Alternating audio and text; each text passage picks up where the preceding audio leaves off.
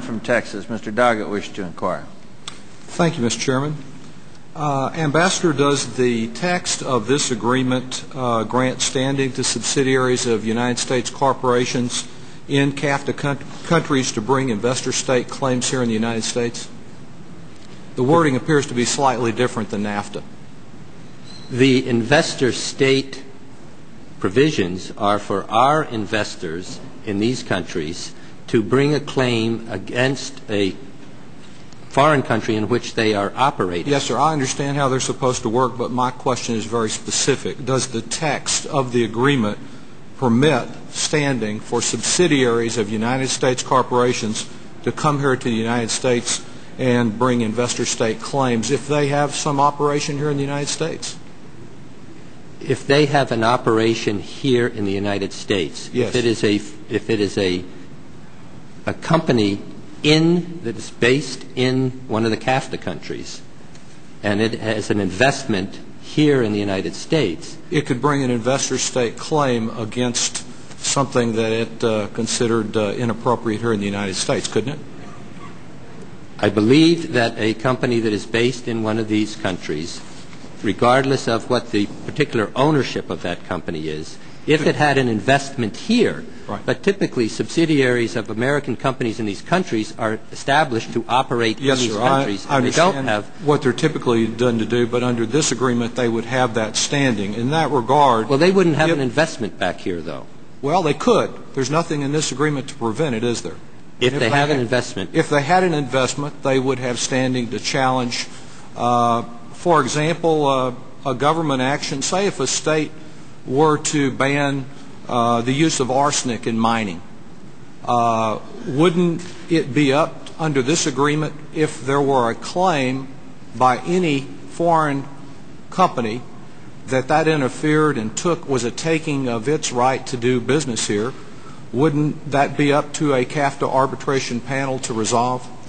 No, because, all right, first of all, I'm assuming that the state implements this ban on a non-discriminatory basis. Yes. I mean, American companies aren't allowed to use the arsenic assuming either. It was on a non-discriminatory basis. Okay.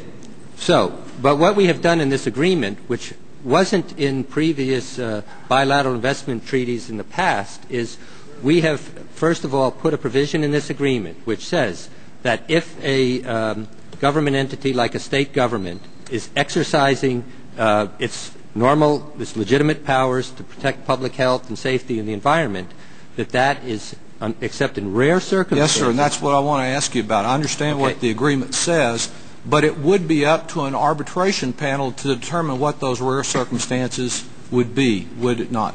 Yes, but we have another provision in here which helps to define what an indirect expropriation would be. And what it is the language from the Penn Central case in the United States, which is the guiding legal principle on what... Ultimately, the interpretation of those principles, though, is left up to a CAFTA arbitration panel, correct? That's the way arbitration works. But that's yes, why the panel is compelled to look at the treaty to see what are the principles. There's nothing to prevent someone from being a trade lawyer bringing a claim to the panel one day and then being, or maybe even the very same day, being on a different panel as an arbitrator. Oh, no, that would be a conflict of interest. I'm not saying the same issue, on an entirely different issue.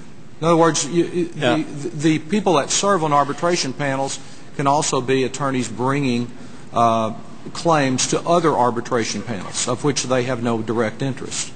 Well, number one, we are part of the procedure for selecting panelists, and we would certainly not select such a panelist, or, frankly, if there were such a panelist who later had a conflict, we would raise that. We're not talking about a conflict. It's just that you can do two. Some may perceive it as a conflict. You can both practice trade law and bring claims to panels, and if you're not involved in a case, you can end up being one of the arbitrators in a different case involving different products and different issues, correct? It is conceivable, yes. But I just want to emphasize how closely we pay attention to conflicts of interest. And if, for example, a state had a requirement that on a large road or a water construction project that it was required that you pay the prevailing wage, that would be the type of regulation that a CAFTA arbitration panel could consider and would be the ultimate arbiter on as to the validity of that regulation? No, once again, if the requirement by the state is that one has to pay the prevailing wage, let's say on a construction project, that applies and stands whether it's a foreign company that is doing the construction or it is an American company. And it's one of these CAFTA arbitration panels that will determine whether that's a proper regulation, if challenged as a taking by a foreign company or a subsidiary of an American company.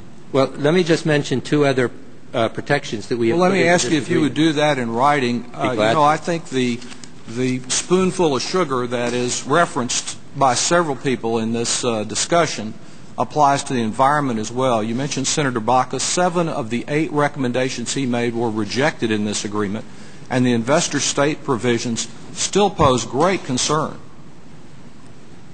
Have I additional time, Mr. Chairman? If he understands the way the committee works, that red light that's out there and has been on for